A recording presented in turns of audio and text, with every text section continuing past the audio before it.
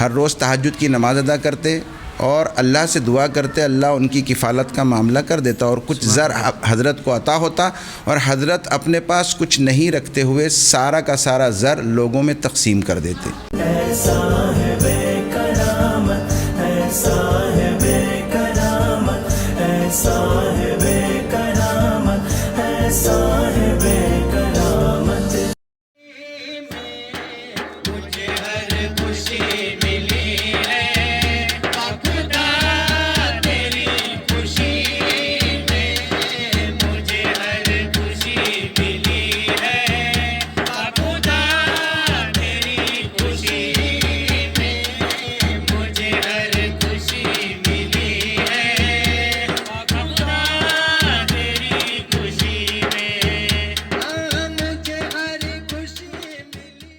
السلام علیکم ناظرین، میں آپ کا میزبان وسیم شیخ، آپ سبھی کا استقبال ہے ثانی ولی کرامت اولیاء میں۔ تو آج ہم لوگ خلد آباد میں خلد آباد کی ایک بارگاہ پہ آئے ہوئے ہیں، جو بارگاہ مبارک ہے حضرت خواجہ منتجب الدین زرزری زربخش دولہ رحمۃ اللہ علیہ کی مزار مبارک ہے۔ جیسے کہ آپ مزار مبارک ہمارے پیچھے دیکھ سکتے ہیں۔ تو عامر بھائی ہمارے ساتھ میں، تو عامر بھائی کچھ آپ بتائیں۔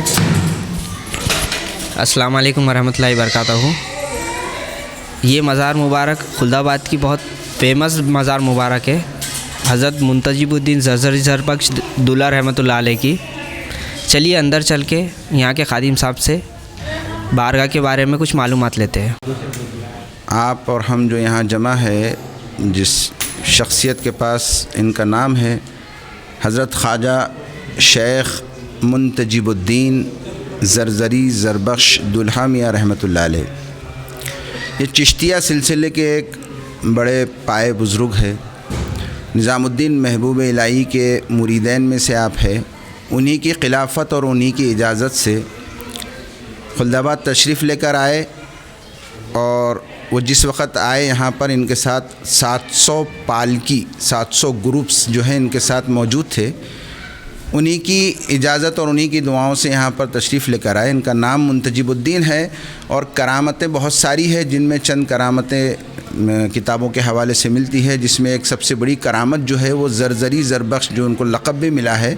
یہ ہے جو ہے 700 پالکی کو لے کر جس وقت آپ خلد آباد دکن کی طرف تشریف لے آئے، اس وقت جو ہے لوگوں کی کفالت کا مسئلہ، جنگل کا معاملہ تھا، اور حضرت نظام الدین محبوب الہی سے سوال کیا کہ ان لوگوں کی کفالت کا مسئلہ ہے، تو آپ نظام الدین محبوب الہی نے ایک دعا کی اور کہا کہ آپ اللہ سے دعا کرنا تہجد کی نماز کے بعد،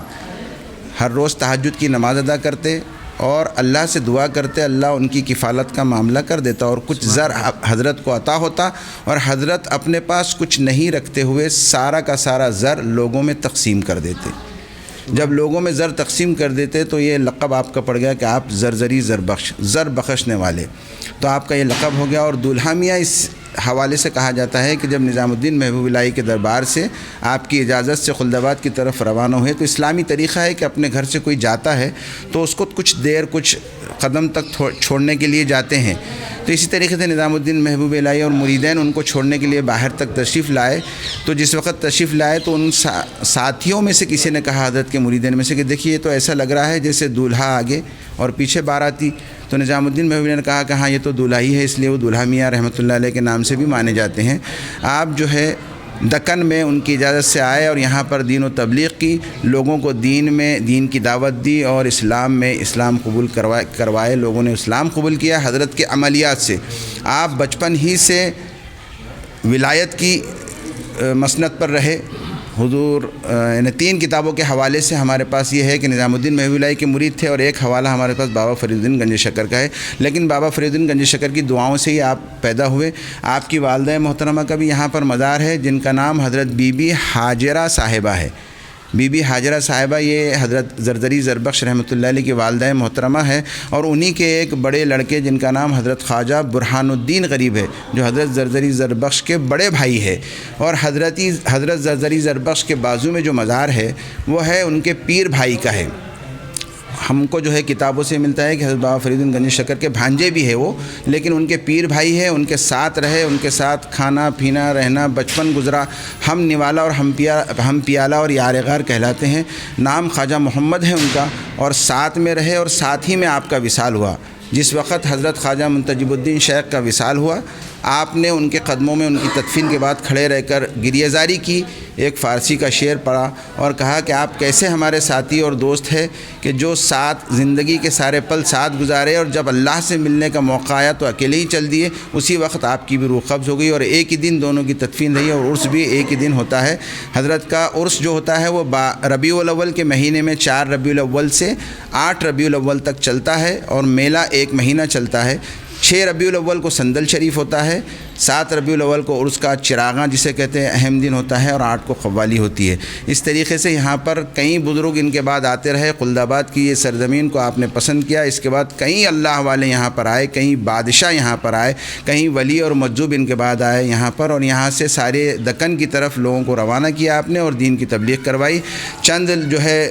آپ کو جو نام میں بتانا چاہوں گا بڑے بڑے بادشاہوں کے، جس میں سے اورنگزیب رحمۃ اللہ علیہ ہے جو یہاں پر تشریف لائے اور یہاں کی جگہ کو پسند کیا، ملک عنبر ہے، ابو الحسن تانا شاہ ہے، اسی طریقے سے اور بہت سارے وزیر اور بہت سارے، آصف جہاں اول ہے، ناصر جنگ شہید ہے، اور کئی بزرگان دین کے پاس یہاں پر اللہ والے آ کر گئے۔ اور ابھی کے حال ہی میں کچھ بزرگ ہمیشہ آتے ہیں، ابھی ایک مجذوب کا انتقال ہوا تھا تقریباً 15 سال پہلے، جن کو امیر بخش، محمد امیر بخش نام کہتے ہیں، امیر بابا کے نام سے بھی پہچانتے ہیں، جن کا وصال ہوا۔ ایک مجذوب شخصیت تھے، وہ یہیں پر رہا کرتے تھے اور ہمارے ہی خادموں میں سے ہے، وہ یہیں پر خلد آباد کے رہنے والوں میں سے۔ ایسے کئی جو ہے بزرگ آتے ہیں یہاں پہ۔ زین الدین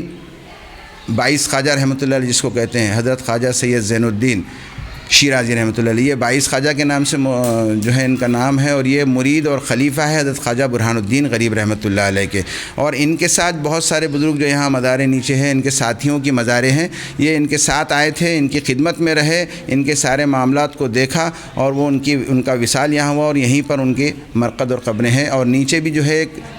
حضرت کے خاص مریدوں میں سے ہے، خاص چاہنے والوں میں سے دولت شاہ درباری کے نام سے ہے، تو ایسے 3 مزاریں وہاں پر بھی ہے، دولت شاہ درباری ہے، مانک شاہ بھنڈاری اور بھکا شاہ، یہ 3-4 مزاریں ہیں، ان کے ساتھ والے ان کے ہمیشہ رہنے والے اور خدمت کرنے والے لوگ تھے۔ اسی طریقے سے اور خلد آباد میں جو ہے بہت سارے حضرت کے مریدین ہیں جنہوں نے خدمت کی، اور دکن کے بہت حصوں میں جو ہے حضرت خواجہ منتجب الدین شیخ کے مریدین اور خلیفہ گئے ہیں اور انہوں نے دین کی دعوت دی، تبلیغ کی، اور ان کے وصال کے بعد حضرت خواجہ برہان الدین غریب خلد آباد تشریف لائے اور انہوں نے اس مشن کو سنبھالا اور ان کے تا حیات عمر تک جو ہے یہ کرتے رہے۔ آپ کی عمر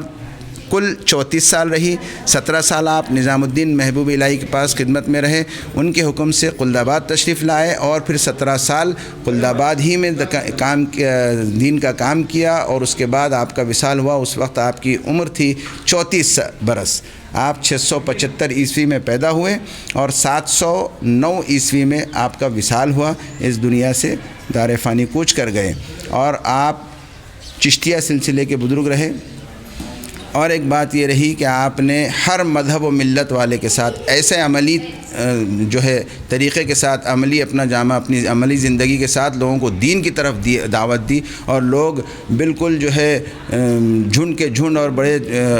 غلبے کے ساتھ جو ہے دین کی طرف راغب ہوئے، اور خلد آباد جو ہے یہ جس کا نام پہلے روضہ تھا، بعد میں جو ہے یہ خلد آباد شریف ہوا، اور اللہ تعالیٰ نے اس کو جنت سا ایک مقام کر دیا۔ آج بھی یہاں پر اللہ کی رحمتیں اور برکتیں جو ہے نازل ہوتی ہیں، ہر مذہب و ملت کے لوگ یہاں آتے ہیں، بلا مذہب بالغہ جو ہے یہاں پر آ کر جو ہے استفادہ حاصل کرتے ہیں، ان کے فیض روحانی فیض سے فیض حاصل کر جاتے ہیں، اپنی بہت ساری دعائیں اور جو ہے منتیں وغیرہ یہاں پر پوری کراتے ہیں لوگ آ کر۔ اللہ والوں کے پاس تو یہ ساری چیزیں ہوتی ہے، اللہ تعالیٰ نے جو ہے خلد آباد کو یہ شرف حاصل کیا ہے۔ میں خلد آباد سے جو ہے